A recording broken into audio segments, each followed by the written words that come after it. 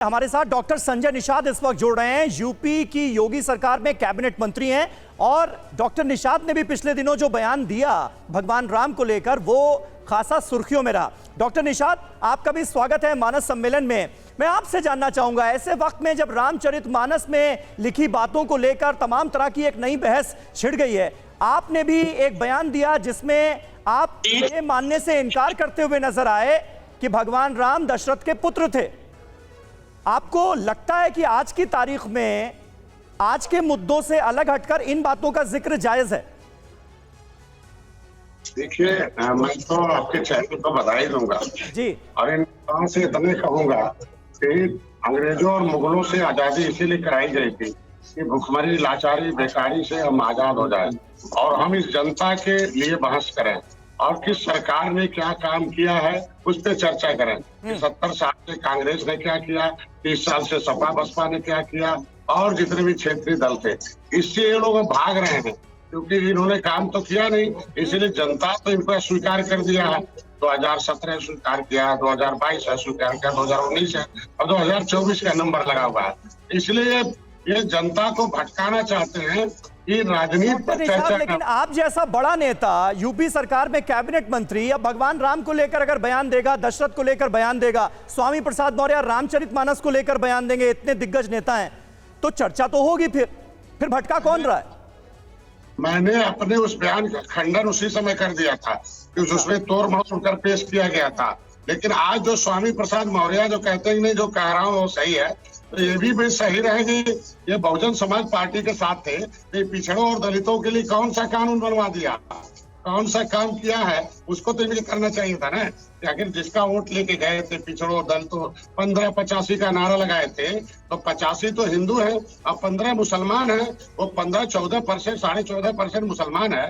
पूरे देश के 14% मुसलमानों को खुश करने के लिए 85% लोगों को। लेकिन आपने जो बयान दिया कि राम और निषाद राज का जो जन्म है वो मखौड़ा घाट पर हुआ, उनका जन्म नियोग विधि से खीर खिलाने के बहाने हुआ, तब ये सम्मानजनक तरीका था। राजा दशरथ के वो तथाकथित पुत्र हैं, वो वास्तविक बेटे नहीं थे। असली पुत्र तो श्रृंग ऋषि निषाद हैं। आप कह रहे हैं, अब अपने ही इस बयान का आप खंडन करते हैं, ये गलत बयान था। अब भी मैंने कहा भगवान राम हमारे हैं, पूजनीय है और निषाद राज के वो मित्र हैं, बाल सखा हैं और दोनों जब थे तो राम राज था, दोनों ने मिलकर रावण राज खत्म किया था। और भगवान राम और निषाद राज की मूर्ति गले लगे निषाद राज के किले पर लग रही है और हर साल मेला लगाता हूँ। आज इस रामचरितमानस और भगवान राम पर बोलने का मतलब हुआ कि निषादों के खिलाफ बोलना हुआ। आज हमारी जो आबादी 18% है, ये भगवान राम निषाद राम की 24 घंटे पूजा करती है, जन जन घरों में ले जाती है निषाद राज। उसी भगवान रामचरित और वाल्मीकि रामायण के आधार पर उसकी किले की खुदाई हुई है। 37 वर्ष तक इस किले को इन लोगों ने लूटा है, उसको जंगल रखा था, हमने उसे मंगल किया, पर्यटक स्थल घोषित कराया, मेला लगाता हूँ, निषाद राज की भगवान राम की मूर्ति लगाया हूँ। संजय जी, आपकी पूरी बात सुनी, लेकिन ये आरोप तो लगते रहे हैं ना कि आखिर राम के नाम पर कब तक राजनीति होगी, राम को लेकर कितनी राजनीतिक परिभाषाओं का वर्णन किया जाएगा। सवाल तो ये भी उठता रहा है कि आज के संदर्भ में अगर यहाँ पर हमारे साहित्य में, धार्मिक साहित्य या धार्मिक ग्रंथ में लिखी गई बातों का वर्णन इस लिहाज से किया जाएगा तो सवाल इसलिए भी उठ रहे हैं। नहीं, देखिए, अगर हम राम के नाम पर वोट मांगते हो, अगर हम राम के किसी धर्म के नाम पर वोट मांगते हो तब तो हमें करिए ना। हम कहते हैं अगर इन्हें वोट चाहिए सपा बसपा कांग्रेस को, ये तो बताए ना 70 साल से क्या किया है इन दलितों के लिए, पिछड़ों के लिए, इस भारत के जो नागरिक हैं, भारतीय संस्कृति के लिए क्या किया है। आखिर इनको सत्ता मिली थी 30 साल तक, तो इन्हें बताना चाहिए मैंने क्या किया है। ये कानून बनाया पिछड़ों के विकास के लिए, दलितों के विकास के लिए। अगर हमारी सरकार सभी जाति, सभी धर्म, सभी वर्ग के लोगों को अगर आज सम्मान दे रही है, पिछड़ा वर्ग आयोग बना रही है, सामाजिक न्याय समिति की रिपोर्ट के आधार पर बताती है कि भाई पिछड़ों की नौकरियों पर एक विशेष लोग और विशेष परिवार के लोग चंगू मंगू लूट मचा लिए, दलितों के जो है वो नौकरियों पर, अनुसूचित जात पर एक ही बिरादरी के लोग है बचा लिए।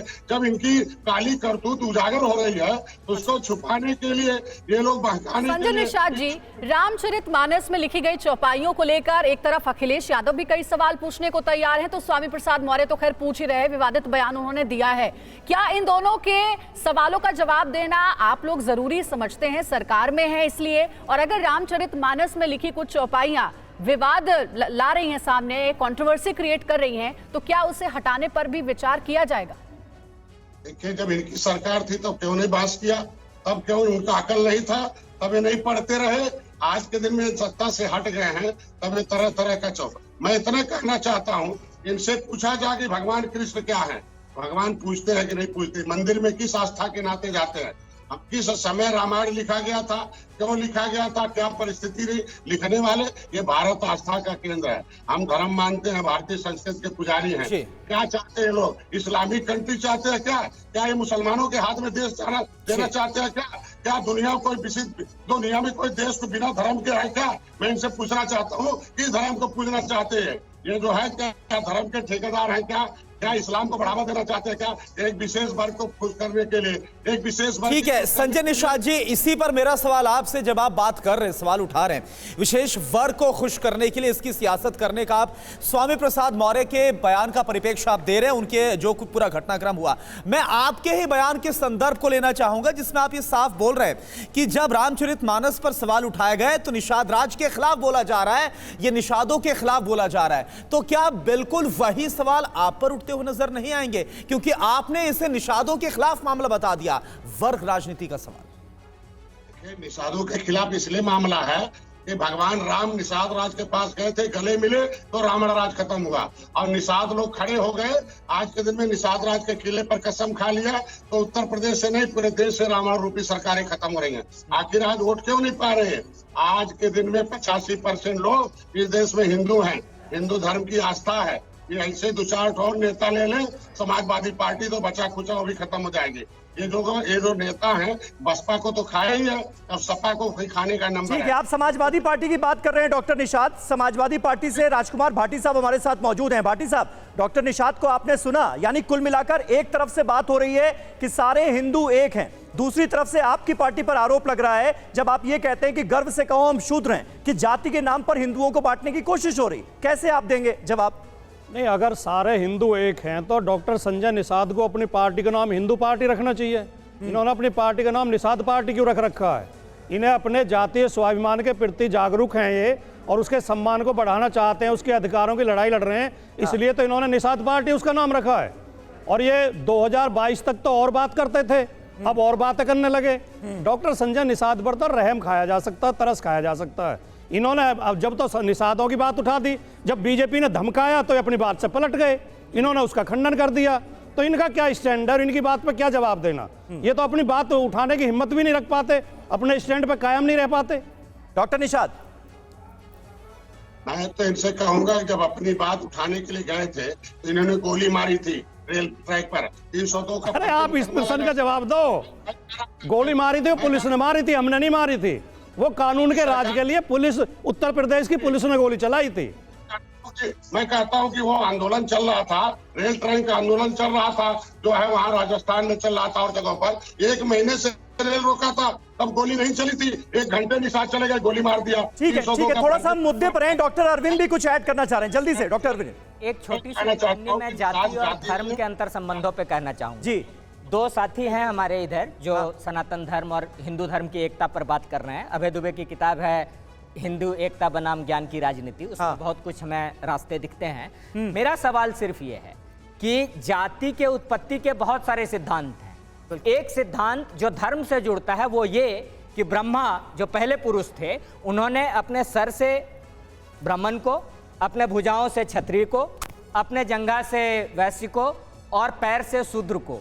इस थियरी पर इस थियरी को, इस सिद्धांत को ये लोग मानते हैं कि नहीं मानते हैं? यदि मानते हैं तो तर्क के आधार पर आज नहीं तो कल नहीं तो परसों पेरियार की बेचारी की, आपका सवाल हो गया तो संगीत रागी साहब इस पर जवाब देना चाहते हैं। बेचारी की जनमानस तक पहुंचेगा और उनको ये समझ में आ जाएगा कि धर्म सचमुच में, लोग कहते हैं कि केवल मार्क्सवाद ये कहता है, ऐसा नहीं। तर्कवाद ये कहता है कि धर्म के नाम पर तमाम पाखंड आपको बेवकूफ बनाते हैं, आपकी बात का जवाब ले लेते हैं सर। और तर्क के आधार पर सचमुच में पढ़ लिख कर डॉक्टर अंबेडकर जब कोलंबिया से वापस आए थे तो उनको कमरे मिलने में, किराए के कमरे मिलने में दिक्कत नहीं होती। इसलिए जैसा त्रिपाठी साहब कह रहे थे, मैं बड़े इज्जत से कह रहा हूं कि आप ये बताइए कि धर्म और राजनीति के बीच क्या संबंध है। जवाब ले लेते हैं। धर्म और जाति के बीच क्या संबंध है। ब्रह्मा बताइए बताइए त्रिपाठी जवाब जी, ले लेते हैं ना बताइए। सर, सुनिए। सिद्धांत को आप मानते हैं कि नहीं? सुनिए सुनिए रागी सर, पहले आप मानते हैं कि नहीं? ठीक है। देखिए, यदि पैर काट दिया जाए तो आप चल पाएंगे? जिसे आप कहते मिल हैं कि गया, पैर जवाब से, मिल सुन गया। लीजिए जी। पैर काट दिया जाए आपका और पैर नहीं हो तो आप चल पाएंगे? हिंदू समाज भी ऐसे ही है। इनको जिसकी व्याख्या करनी है, पेरियार किसके इशारे पर, अंग्रेजों के इशारे पर काम कर रहे थे, ये सबको मालूम है। दूसरी बात, दूसरे देखिए, बीच में आपको बीच में मत टोकिए, बीच में मत बोलिए, हम नहीं, आप नहीं बोल रहे। सुन लीजिए, तो आपके मुलायम सिंह क्या कर रहे थे? एक ही जाति, एक ही परिवार, यादव यादव यादव यादव यादव यादव, यही था। अरे वो उससे ज्यादा कौन गिरा हुआ हो सकता है? अखिलेश यादव से कौन ज्यादा गिरा हुआ हो सकता है? एक अपनी पत्नी, अपने परिवार, इससे ज्यादा। अरे चुप रहिए, भाटी साहब, पर्सनल कमेंट मत करिए। बोलने दीजिए ना, बोलने दीजिए। अभी बीच में क्यों बोलते हैं आप बीच में क्यों बोलते हैं? उनको बात पूरी करने दीजिए ना। आपके समय किसी ने बीच में नहीं बैठे हुए हैं, ये पढ़े लिखे आदमी, ठीक है। गांव में तो जाति लोग जानती थी, यहाँ शहर में तो आपकी नहीं जाति जानती है। आप तो प्रोफेसर है ना, अपार्टमेंट में बच्चों को आरक्षण लेने से बंद कर दीजिए ना। आप झा लिख लीजिए, दुबे लिख लीजिए। ठीक है सर, यहाँ पर गांव की सीमाएं थी, सुन लीजिए। मैंने सुन लिया, नहीं हूँ सर, समय की कमी है, समय की कमी है। पहले भी समय की कमी है, बस कुंठित है। संजय निषाद जी, आपकी मानसिकता कुंठित है, इसलिए आपने। सर एक मिनट, संजय निषाद जी, समय की बिल्कुल कमी है। एक कंक्लूडिंग स्टेटमेंट क्या होगा आपका?